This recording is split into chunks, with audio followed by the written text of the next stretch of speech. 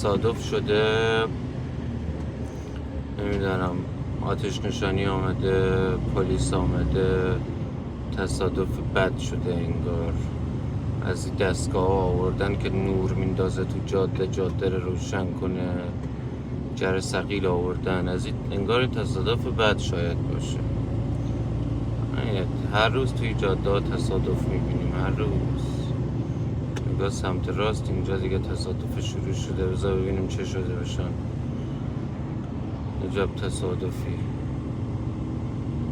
معلوم نیست چه شده.